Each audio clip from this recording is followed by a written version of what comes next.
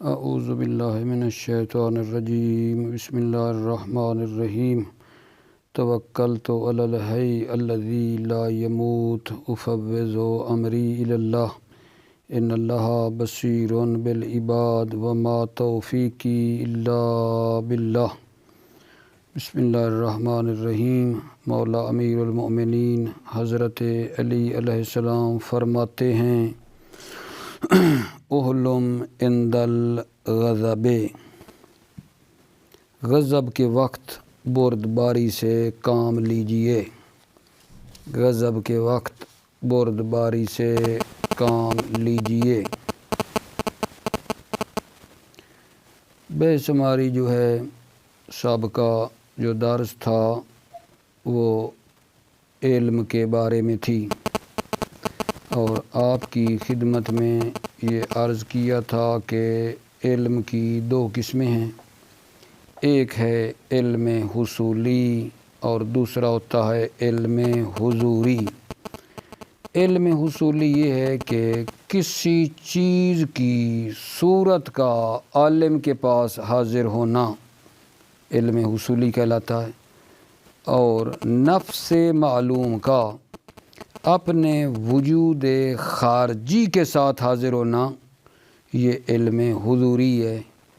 جیسے اللہ تعالیٰ کا علم جو ہے مخلوقات کے بارے میں ہے، ہمارا علم حالات نفسانیہ کے بارے میں، بھوک پیاس خوف کی صورت تو نہیں آتی نا، جب بھوک لگتی ہے تو خود بھوک ہی حاضر ہوتی ہے۔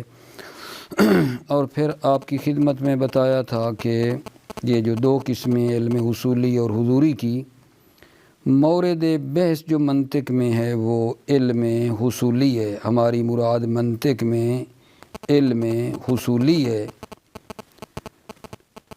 اور اس کے بعد ہم نے یہ کام کیا تھا کہ علم کے مراحل آپ کی خدمت میں بیان کیے تھے۔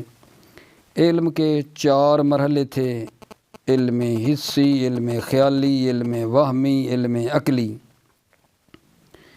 علم حسی یہ تھا کہ جو ہوا سے پنجگانہ ہوا سے خمسہ کے ذریعے سے حاصل ہوتا ہے، یعنی دیکھنے سننے سونگھنے چکھنے چھونے سے جو علم حاصل ہوتا ہے، اور یہ جو ہے اصلی سرمایہ ہے تمام علوم کا۔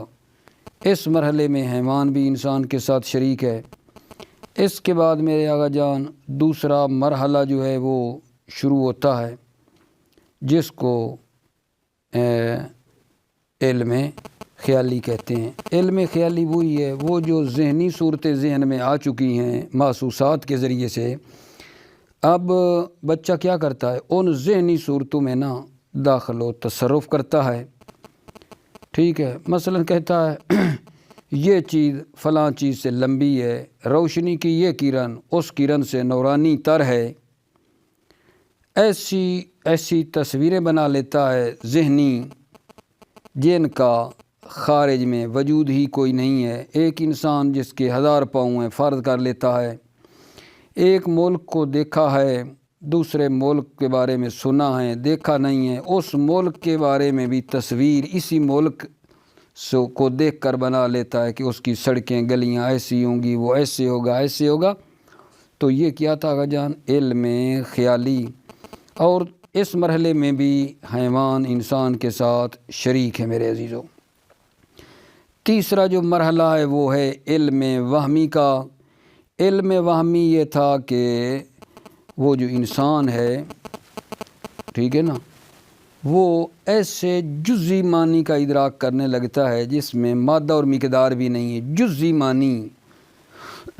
مثال کے طور پر والدین کی محبت ہے، دشمنوں کی دشمنی ہے، خوش ہونے والے کی خوشی ہے، یہ جزئی معنی بھی وہ درک کرتا ہے، یہ ہے علم وہمی۔ اس مرحلے میں بھی آپ کو بتایا تھا کہ حیوان جو ہیں انسان کے ساتھ شریک ہیں، یہاں تک اس تیسرے مرحلے تک حیوان انسان کے ساتھ شریک ہیں۔ اب اگلا مرحلہ ہے علم عقلی کا، جو آج ہماری بحث ہے۔ علم عقلی آج ہم شروع کرنے لگے ہیں، چوتھے مرحلے کو۔ اس مرحلے میں حیوان شریک نہیں ہے، حیوان فقط علم وہمی تک ساتھ رہا ہے، ابھی جو علم عقلی شروع ہو رہا ہے اس میں انسان اکیلا ہے، حیوان یہاں نہیں ہے۔ اچھا، اب یہ جو علم عقلی ہے، ٹھیک ہے، میں اس علم عقلی کی خصوصیات آپ کی خدمت میں پہلے بیان کرنا چاہتا ہوں۔ علم عقلی کی پہلی خصوصیت یہ ہے کہ اس کی نہ کوئی حد ہے اور نہ انتہا ہے۔ یہ جو انسان کا علم عقلی ہے، حیوان شامل نہیں ہے، اس کی میں آپ کو خصوصیات بتا رہا ہوں اس علم عقلی کی، کہ اس علم عقلی کی نہ کوئی حد ہے نہ کوئی اس کی انتہا ہے۔ ادراک عقلی کی حد نہیں ہے کہ کسی جگہ پر ختم ہو، بلکہ ہر مرتبہ کے اوپر ایک دوسرا مرتبہ ہے۔ آدمی جس مرحلے پہ پہنچے اوپر والے مرحلے تک بھی توانائی رکھتا ہے۔ ایسا نہیں ہے کہ انسان کی ایک حد ہے اور ایک مرحلے پہ پہنچے گا تو اوپر نہیں جا سکے گا، بلکہ نہیں، اس ادراک عقلی کی، اس علم عقلی کی میرے عزیزوں کوئی حد نہیں ہے۔ انسان جس سٹیج، جس مرحلے پر بھی پہنچے اس سے اوپر والے مرحلے کی بھی اس کے اندر توانائی موجود ہے۔ لہذا قرآن مجید میں بھی ارشاد ہو رہا ہے، قُلْ انظُرُوا مَاذَا فِي السَّمَاوَاتِ وَالْأَرْضِ، نظر کرو آسمان اور زمین میں کیا ہے، غور کرو آسمان اور زمین میں کیا ہے، یعنی انسان کے اندر توانائی ہے اوپر جانے کی، کوئی حد نہیں ہے۔ یہ پہلی خصوصیت میرے عزیزو۔ دوسری خصوصیت یہ ہے علم عقلی کی کہ اس قوہ عقل کے ذریعے سے انسان اپنے حسی، خیالی اور وہمی ادراکات کو نظم و ضبط دیتا ہے اور ان میں سے صحیح کو فاسد سے جدا کرتا ہے۔ دوسری خصوصیت علم عقلی کی کیا ہے کہ انسان اپنے حسی، خیالی اور وہمی جو ادراکات تھے ان کو اس قوہ عقل کے ذریعے سے نظم و ضبط دیتا ہے اور صحیح کو فاسد سے جدا کرتا ہے۔ کیا مطلب؟ مطلب یہ ہے کہ ممکن ہے انسان کی حس اپنے ادراک میں خطا کر جائے۔ مثلاً ایک لکڑی جو تھوڑی سی، میرے عزیزو میرے بچوں، پانی کے اندر ہے اور کچھ پانی کے باہر ہے۔ ایک لکڑی فرض کرو جو تھوڑی سی پانی کے اندر ہے اور کچھ باہر ہے۔ ممکن ہے یہ آدمی ٹوٹی ہوئی اور ٹیڑھی دیکھے کہ یہ ٹوٹی ہوئی ہے اور ٹیڑھی ہے، کر کے بلا تجربہ کرنا۔ یا مثلاً سڑک کہ شروع میں جو بہت بڑی سڑک آگے جا رہی ہے، شروع میں دیکھتا ہے، آخر میں باریک باریک نظر آئے۔ انسان کی حس خطا کر سکتی ہے۔ یہ عقل ہے جو صحیح کو فاسد سے جدا کرتی ہے۔ دوسری خصوصیت ہو گئی جی۔ اور تیسری خصوصیت یہ ہے کہ انسان جو ہے اس قوہ عقل کے ذریعے سے، ٹھیک ہے، کیا کرتا ہے آگا جان، جزیات جو اس نے درک کی ہیں، وہ جزیات جو انسان نے درک کی ہیں، اس قوہ عقل کے ذریعے سے کلی معانی انتزاع کرتا ہے۔ کلی معنی، اس جزیات سے کلیات نکال لیتا ہے۔ مثال عرض کر دوں، کس طرح انسان اس قوت عقل کے ذریعے سے جزیات سے کلیات کو انتزاع کرتا ہے، کلی معنی۔ مثلاً چند مورد اس بندے نے دیکھے ہیں کہ حیوانات جب غذا چباتے ہیں تو نیچے والا جو جبڑا ہے نا، اس کو یہ حیوان حرکت دیتے ہیں۔ چند حیوان دیکھے ہیں غذا کھاتے ہوئے، ایک نتیجہ کلی لے رہا ہے، چاند کو دیکھ کر ایک کلی نتیجہ کہ کلو حیوان یتحرک فکہ الاسفل عند المضغ، ہر حیوان غذا چباتے ہوئے اپنے نیچے والے جبڑے کو حرکت دیتا ہے۔ اس طرح دیکھا آپ نے، چند مورد سے اس نے قاعدہ کلیہ بنا لیا۔ یا चंद मरतबा देखा है पानी ना इस दर्जे पर पहुँचे तो इस उबलने लगता है, पानी को के नीचे आग रखी, चंद एक मौरद चेक किए कि जब इस स्टेज इस दर्जे पर पहुंचता है तो उबलने लगता है। बाद में फिर वो कुलिया बना लेता है कि हर पानी जो इस दर्जे हरारत तक पहुंच जाता है बुखार हो जाता है। इस तरह इंसान जो है ना कुव्वत अक्ल के ज़रिए से जुज़ियात से कुल्लियात को इंतज़ा करता है और एक मालूम से दूसरे मालूम तक मुंतकिल होता है और नताइज मुरतब करता है, हुक्म लगाता है और उसकी अक्ली और फ़िक्री ताकत जितना चाहे वो ये तसर्रुफ़ात अंजाम देता है। ये तकरीबन 3 मैंने आप भाइयों की खिदमत में अक्ली खसूसियात बयान की हैं। इस इल्म अक्ली की जो खसूसियात बयान की हैं, पहली मुख्तसर जिसकी इल्म अक्ली की ना कोई हद है ना इंतहा, जहाँ तक इंसान जाना चाहे जा सकता है। दूसरा ये बताया कुव्वे अक्ल के ज़रिए से वो बंदा इंसान अपने हिस्सी ख्याली वहमी इदराकात जो की उनको नज़्म व ज़ब्त देता है, सही को फासिद से जुदा करता है। और तीसरी ये बताई है कि जुज़ियात से इंसान कुव्वे अक्ल के ज़रिए से कुल्ली मानी इंतज़ा कर लेता है, जैसा कि मिसाल भी पेश की है।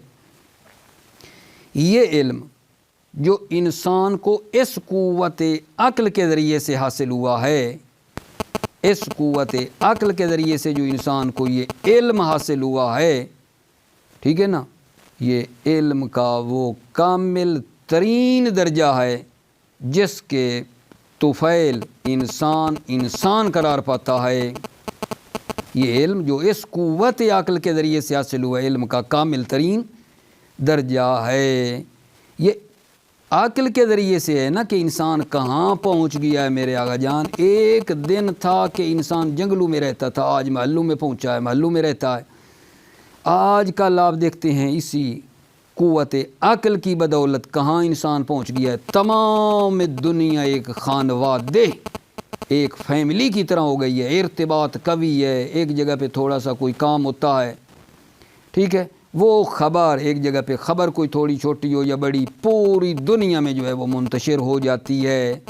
ये जो इतनी तरक्की हो गई, ठीक है ना, कि पूरी दुनिया एक खानवादे फैमिली की शक्ल में आ गई है, ये किस की बरकत से हुआ है? ये कुव्वत अक्ल की बरकत से हुआ है। और ये इल्म जो कुव्वत अक्ल के ज़रिए आया, ये इल्म का कामिल तरीन दर्जा है और इसी के ज़रिए इंसान करार पाता है।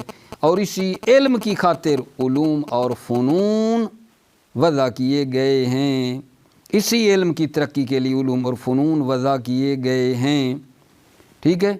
और इसी इल्म के दर्जात की वजह से इंसानों के तबकात और लोगों में इख्तलाफ हुआ है। अब देखना ये है कि मंतिक का ये जो इल्म के 4 मरहले मेरे बच्चे हमने पढ़े हैं, मंतिक का किस इल्म के साथ राबता है? मंतिक का इल्म जो है ना, इसी चौथे इल्म अक्ली के लिए मंतिक का इल्म जो बनाया गया ना, वो इसी चौथे मरहले इल्म अक्ली के लिए है, ठीक है ना। मंतिक का इल्म इसी इल्म अक्ली की खातिर है। और वो क्यों बनाया गया? मंतिक का इल्म इसी कुव्वत अक्ल के तसर्रुफ़ात को नज़्म व ज़ब्त देने के लिए वज़ा किया गया है। इस खौफ के पेश नज़र वज़ा किया गया है कि कहीं वहम और ख़याल की कुव्वतें अक्ल की कुव्वत पर असरअंदाज ना हों, क्योंकि आप जानते हैं कि इंसान जो है इल्म वहमी भी था, इल्म ख़याली भी था। वो इल्म वहमी और ख़याली जो उसने हासिल किया है, उसका खौफ है कि कहीं वो वहम और ख़याल वाली कुव्वतें अक्ल की कुव्वत पर असरअंदाज ना हो जाएं। मंतिक का इल्म इसी कुव्वत अक्ल के तसर्रुफ़ात को नज़्म व ज़ब्त देने के लिए वज़ा किया गया, इस खौफ के पेश नज़र कि कहीं वहम और ख़याल की कुव्वतें अक्ल की कुव्वत पर असरअंदाज ना हों। और इस खौफ के पेश नज़र इल्म मंतिक वज़ा किया गया है कि इंसान की ये कुव्वत अक्ल اپنے صراط مستقیم سے منحرف نہ ہو جائے۔ انسان کی یہ قوت عقل اپنی صراط مستقیم سیدھی راہ سے کہیں ہٹ نہ جائے، منطق جو ہے نا اس کے افکار کو صحیح کرتی رہے تاکہ اپنے سیدھے رستے پہ رہے۔ قواعد منطقی عقل کو صراط مستقیم پر قرار دیتی ہے اور صحیح فکر عطا کرنا اسے سکھاتی ہے تاکہ اپنے سرمایہ علمی سے ٹھیک استفادہ کرے اور اپنے منزل مقصود تک پہنچ جائے۔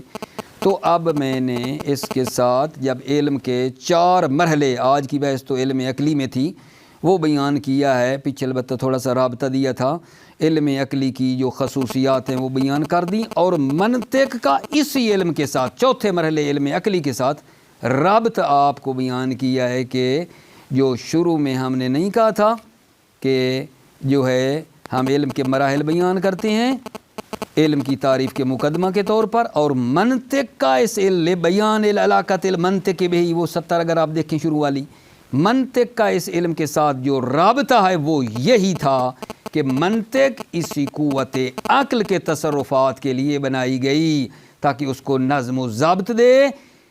اس خوف کے پیش نظر وضع کیا گیا علم منطق کو کہ کہیں وہم اور خیال کی طاقتیں آ کر پر اثر انداز نہ ہوں اور انسان کی یہ قوت عقل صراط مستقیم سے منحرف نہ ہو جائے۔ ٹھیک ہو گئی میرے آقا جان بات؟ یہ 4تھا مرحلہ جو ہے یہ ہم نے آپ کی خدمت میں اس کا ترجمہ کرنا ہے۔ اب آ جاتے ہیں، تاکہ پھر اکٹھا ترجمہ کر لوں گا، تھوڑا حوصلہ رکھنا۔ تعریف العلم، 4تھا مرحلہ جب پڑھوں گا تو پھر تعریف علم میں، تعریف علم میں علم کی کیا تعریف ہے؟ فرماتے ہیں ممکن ہے آپ مخاطب سوال کریں، ٹھیک ہے نا، کہ انسان کو یہ ادراکات کیسے حاصل ہوتے ہیں؟ تو مصنف فرماتے ہیں ہم نے ایک حد تک، بس تھوڑا بہت آپ کی خدمت میں ان ادراکات کے حصول کا طریقہ بیان کیا ہے کہ یہ معلومات کیسے حاصل ہوتی ہیں۔ علم حسی میں آپ نے دیکھا کہ بچہ اطراف میں چیزیں دیکھتا ہے اور اس کی صورتیں اس کے ذہن میں نقش ہوتی جاتی ہیں، پھر وہ علم خیالی حسی جو دیکھا آپ نے، ایک حد تک آپ کو پتہ چل گیا کہ علم کیسے بندے کو حاصل ہوتا ہے، ٹھیک ہے۔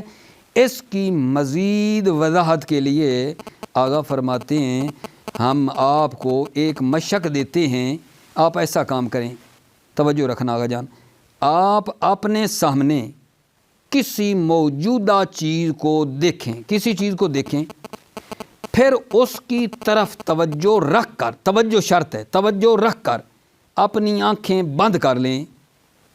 آپ اپنے نفس میں یوں محسوس کریں گے کہ گویا آپ کی آنکھیں اب بھی کھلی ہیں اور آپ مسلسل اس چیز کو دیکھ رہے ہیں، آنکھیں تو بند ہیں، ٹھیک ہے، لیکن ایسے لگے گا آپ کو کہ آنکھیں کھلی ہیں اور آپ بھی اس چیز کو دیکھ رہے ہیں۔ بے شک آپ کسی چیز کو دیکھ لیں، ابھی اسی ٹائم تجربہ کر کے دیکھ لیں، ہو جائے گا۔ یہ ایک مثال۔ دوسری مثال یہ دیتے ہیں کہ جب آپ گھڑی کی ٹک ٹک کی آواز سنتے ہیں، گھڑی ٹک ٹک کرتی ہے، پھر اس آواز کی طرف توجہ رکھیں، توجہ بار بار کہہ رہا ہوں، توجہ ضروری ہے گھڑی کی ٹک ٹک کی طرف، اپنے کان بند کر لیں تو آپ اپنے نفس میں یوں محسوس کرتے ہیں کہ گویا مسلسل وہ آواز سن رہے ہیں، کان تو بند ہیں پھر بھی سن رہے ہیں۔ کوئی اور مثال دے دوں، 10 سال پہلے آپ نے ایک بہت مزے والی چیز کھائی تھی، اس کی تصویر ذہن میں جب لاتے ہیں، حاضر کرتے ہیں تو لذت محسوس کرتے ہیں کہ گویا اب بھی اس کی لذت لے رہے ہیں، کیونکہ اس کی تصویر آپ کے ذہن میں آئی ہوئی ہے۔ جب آپ نے ان مثالوں کو دیکھ لیا تو علم کی تعریف کرنا آسان ہو گئی۔ علم کی تعریف کیا ہے؟ علم کسی شے کی صورت کے عقل کے پاس حاضر ہونے کا نام ہے۔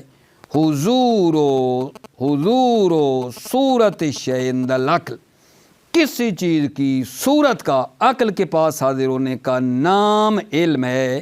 علم کی تعریف کیا ہوئی جان؟ حضور و صورت الشے عند العقل، کسی چیز کی صورت کا عقل میں آ جانے کا نام علم ہے، ٹھیک ہے نا؟ یا دوسری عبارت میں یہ کہوں، علم کسی چیز کی صورت کا عقل میں نقش ہو جانے کا نام ہے۔ ٹھیک ہے، علم کی تعریف بھی ہو گئی۔ اب آئیے آغا جان آپ کی خدمت میں ترجمہ کرتے ہیں، توجہ فرمائیے۔ بے شماری کہاں سے ترجمہ آغا جان؟ اس چوتھے مرحلے سے، مرحلہ رابع 4 جو ہے، جو علم عقلی ہے نا، اس کو میں نے آپ کی خدمت میں ابھی پڑھنا شروع کرنا ہے، توجہ رکھنا۔ بسم اللہ الرحمن الرحیم، توکلت علی اللہ ثم یذهب هو الانسان فی طریقہ وحدہ متمیزا عن الحیوان بقوت العقل والفکر التي لا حد لها ولا نہایہ۔ پھر انسان تنہا اپنی راہ پر چلتا ہے، ثم یذهب هو الانسان، پھر وہ انسان، فی طریقہ اپنی راہ میں، وحدہ تنہا، پھر وہ انسان تنہا اپنی راہ پر چلتا ہے۔ پہلے یہ فرض کر لینا علم وہمی تک وہ سارے مرحلے حیوان آ گیا، اب چوتھے مرحلے میں ثم یذهب هو الانسان فی طریقہ وحدہ، پھر انسان تنہا اپنی راہ پر چلتا ہے، متمیزا عن الحیوان بقوت العقل والفکر، در حالانکہ اس قوہ عقل اور فکر کے ذریعے سے حیوان سے جدا ہو جاتا ہے۔ التی لا حد لها ولا نہایہ، وہ قوہ عقل اور فکر جس کی لا حد لها، نہ کوئی حد ہے، ولا نہایہ، اور نہ کوئی انتہا اور اینڈ ہے۔ فَيُدِيرُ بِهَا دَفَّةَ مدرکات الحسیت والخیالیت والوہمیہ، پس انسان بہا، اس قوہ عقل کے ذریعے سے اپنے تمام مدرکات حسیہ اور خیالیہ اور وہمیہ کی تدبیر کرتا ہے، ان کو نظم و ضبط دیتا ہے۔ وَيُمَيِّزُ الصَّحِيحَ مِنْهَا عَنِ الْفَاسِدِ، اور کیا کرتا ہے شاباش؟ منہا، صحیح کو، منہا یہ جو مدرکات حسیہ ہیں، انسان اس صحیح کو فاسد سے جدا کرتا ہے۔ یمیز الصحیح منہا عن الفاسد، صحیح کو فاسد سے جدا کرتا ہے۔ وَيَنْتَزِعُ الْمَعَانِيَ الْكُلِّيَّةَ مِنَ الْجُزْئِيَّاتِ الَّتِي أَدْرَكَهَا فَيَتَعَقَّلُهَا وَيَقِيسُ بَعْضُهَا عَلَى بَعْضٍ۔ وَيَنْتَزِعُ الْمَعَانِيَ الْكُلِّيَّةَ مِنَ الْجُزْئِيَّاتِ، اور انسان، ینتزع کا فاعل انسان، اور انسان معنی کلیہ کو جزیات سے انتزاع کرتا ہے۔ جزیات کون سی؟ التی ادرکہا، ہاں یعنی جزیات، یعنی وہ جزیات جو اس نے درک کی ہیں۔ کیا کرتا ہے؟ ینتزع المعانی الکلیہ من الجزیات التی ادرکہا فیتعقلها، انسان معنی کلیہ کو جزیات سے انتزاع کرتا ہے، معنی کلیہ کو جزیات سے، وہ جزیہ جس کو اس نے درک کیا ہے۔ فَيَتَعَقَّلُهَا وَيَقِيسُ بَعْضُهَا عَلَى بَعْضٍ، فَيَتَعَقَّلُهَا ان معنی کلیہ کو تعقل کرتا ہے اور بعض کو بعض کے ساتھ قیاس کرتا ہے۔ وَيَنْتَقِلُ مِنْ مَعْلُومِ إِلَى الْآخِرِ، اور ایک معلوم سے دوسرے معلوم کی طرف منتقل ہو جاتا ہے۔ وَيَسْتَنْتِجُ وَيَحْكُمُ، اور نتیجہ لیتا ہے اور حکم لگاتا ہے۔ وَيَتَصَرَّفُ مَا شَاءَتْ لَهُ الْقُدْرَةُ الْعَقْلِيَّةُ، اور وہ انسان تصرف کرتا ہے، ما شاءت لہ جتنا چاہتا ہے، لہ القدرۃ العقلیہ جو اس کی قدرت عقلیہ جتنا چاہے، وَيَتَصَرَّفُ، اور وہ تصرف، ما شاءت لہ القدرۃ العقلیہ جتنی اس کی قدرت عقلیہ چاہے، والفکریہ اور فکریہ چاہے۔ وَهَذَا الْعِلْمُ الَّذِي يَحْصُلُ لِلْإِنسَانِ بِهَذِهِ الْقُوَّةِ، اور یہ علم کون سا علم؟ یہ علم عقلی، الذی یحصل للانسان، جو انسان کو حاصل ہوتا ہے، بهذه القوة، اس قوہ یعنی قوہ عقل کے ذریعے سے آتا ہے، جو انسان کو حاصل ہوتا ہے۔ وَهُوَ الْعِلْمُ الْأَكْمَلُ، اور یہ علم اکمل ہے، الذی کان بہ الانسان انسانا، یہ علم اکمل ہے جس کے ذریعے انسان بن جاتا ہے، وَلِأَجْلِ نُمُوِّهِ وَتَكَامُلِهِ وُضِعَتِ الْعُلُومُ وَأُلِّفَتِ الْفُنُونُ، وَلِأَجْلِ نُمُوِّهِ، اسی علم اکمل کی نمو کے لیے، وَتَكَامُلِهِ، اور اسی علم کے تکامل کے لیے، وُضِعَتِ الْعُلُومُ وَأُلِّفَتِ الْفُنُونُ، علوم اور فنون وضع کیے گئے ہیں، وَبِهِ تفاوتت الطبقات واختلفت الناس، وَبِهِ، اور اسی علم کے ذریعے سے طبقات مختلف ہوئے اور لوگ مختلف ہوئے، وَعِلْمُ الْمَنْطِقِ وُضِعَ مِنْ بَيْنَ الْعُلُومِ، اب یہاں اس 70 میں یہ بتا رہا ہے کہ علم منطق کا اس علم عقلی کے ساتھ کیا رابط ہے، کیا رابط ہے اس کا، وَعِلْمُ الْمَنْطِقِ وُضِعَ مِنْ بَيْنَ الْعُلُومِ لِأَجْلِ تَنْظِيمِ تَصَرُّفَاتِ هَذِهِ الْقُوَّةِ خَوْفًا مِنْ تَأْثِيرِ الْوَهْمِ وَالْخِيَالِ عَلَيْهَا، علم منطق وضع کیا گیا ہے من بین العلوم، علوم کے درمیان علم منطق کو وضع کیا گیا، کیوں؟ لِأَجْلِ تنظیم تصرفات هذه القوہ، تاکہ تنظیم کرے، منظم کرے اس قوہ عقل کے تصرفات کو منظم کرے، خوفاً، کیوں؟ خوفاً مفعول لاجل، یہ خوفاً اس خوف سے کہ من تاثیر الوہم والخیال علیہا، اس خوف سے کہ وہم اور خیال عقل کے اوپر اثر نہ ڈالے، وَمِنْ ذِهَابِهَا فِي غَيْرِ الصِّرَاطِ الْمُسْتَقِيمِ لَهَا، ادھر بھی خوفاً من تاثیر الوہم وخوفاً من ذِهَابِهَا، اور اس خوف سے کہ یہ قوہ عقل جو ہے غیر صراط مستقیم کی طرف جو ہے چلی نہ جائے، اور ایسا نہ ہو کہ انسان کی یہ قوت اپنی صراط مستقیم سے منحرف ہو جائے، خوفاً خوف سے، من ذِهَابِهَا کہ یہ قوہ عقل فی غیر صراط مستقیم لہا کہ غیر صراط مستقیم کی طرف چلی جائے، اس کی خاطر آگاہ علم منطق وضع کیا گیا ہے۔ چوتھا مرحلہ پورا ہو گیا ہمارا، تعریف العلم جو ہے اس کا جو خلاصہ پیش کیا ہے، اس کا ترجمے پہ ذرا دھیان دیں۔ تعریف العلم، علم کی تعریف، آگاہ مرحوم مظفر، اللہ ان کی قبروں پر کروڑوں کروڑوں رحمت نازل فرمائے، علم کی مراحل بیان کرنے کے بعد علم کی تعریف کر رہے ہیں آگاہ جان۔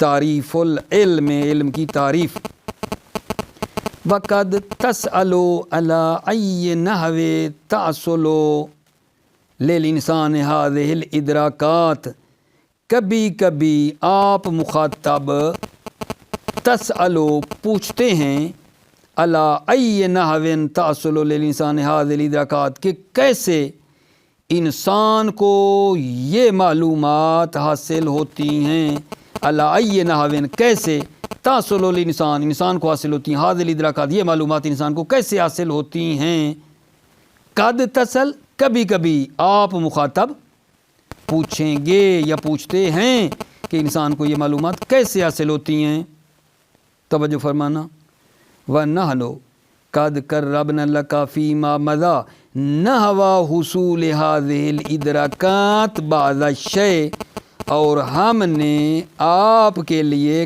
قریب کیا ہے، فیما مضا جو گزرا، ان ادراکات کے حصول کا طریقہ، قربنا بعض الشیء، ایک حد تک ہم نے آپ کے قریب کیا ہے، وَلِ زیادت توضیح نکلفک، اور زیادہ توضیح کے لیے نکلفک ہم آپ کو تکلیف دیتے ہیں، کیا، ان تنظر الی شیء امامک کہ آپ نظر کریں ایک چیز کو، امامک جو آپ کے سامنے ہے، پھر ثم تطبق عینیک موجہا نفسک نحوا، پھر اپنی دونوں آنکھیں بند کر لیں، تطبق بند کر لیں اپنی دونوں آنکھیں، موجہن در حالانکہ توجہ کریں، نفسک اپنے نفس کی، نحوا اس کی طرف اپنے نفس کی توجہ دیں، ٹھیک ہے نا، فَسَتَجِدُ فِي نَفْسِكَ كَأَنَّكَ لَا تَزَالُ مَفْتُوحُ الْعَيْنَيْنِ وَتَنْظُرُ إِلَيْهِ، تو آپ اپنے نفس میں پائیں گے کہ گویا ہمیشہ آپ کی دونوں آنکھیں کھلی ہیں، تنظر الیہ، اور تم اس چیز کو دیکھ رہے ہو، حالانکہ آنکھیں بند ہیں لیکن پھر بھی تم اپنے اندر پا لو گے کہ تمہاری آنکھیں کھلی ہیں اور دیکھ رہی ہیں۔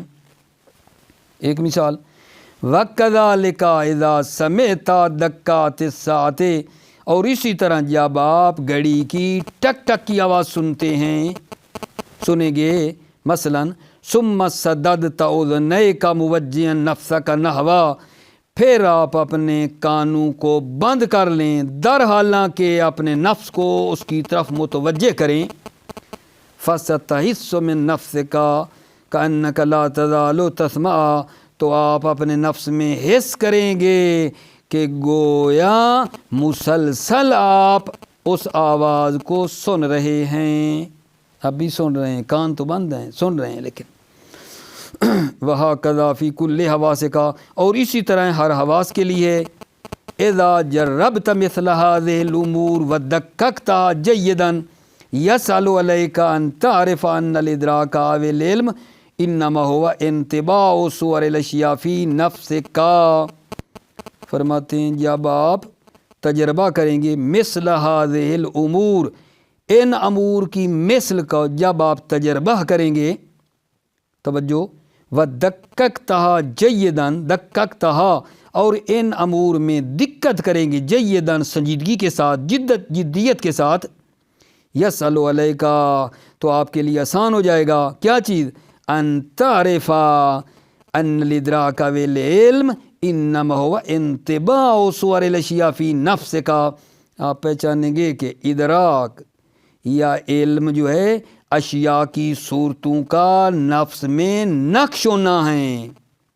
انطباع نقش، لا فرق بین مدرکاتک فی الجمیع مراتبها، کوئی فرق نہیں ہے آپ کے مدرکات کے تمام مراتب میں، جمیع تمام مراتب میں کوئی فرق نہیں ہے، تمام مراتب حسیہ، عقلیہ، وہمیہ، خیالیہ، جو بھی تمام مراتب میں کوئی فرق نہیں ہے، کما تنطبع صور الاشیاء فی المرآت، مرآت، جس طرح کی اشیاء کی صورتیں آئینے میں نقش ہو جاتی ہیں، ٹھیک ہے نا، وَلِذَلِكَ عَرَّفُوا الْعِلْمَ بِأَنَّهُ حُضُورُ صُورَةِ الشَّيْءِ عِنْدَ الْعَقْلِ، کتنی خوبصورت تعریف ہے، مختصر، لہذا منطقیوں نے علم کی تعریف کی ہے کہ بِأَنَّهُ، یہ علم اصولی کیا ہے، حضور صورت الشَّيْءِ عِنْدَ الْعَقْلِ، کسی چیز کی صورت کا عقل کے پاس حاضر ہونا، او فَقُلْ،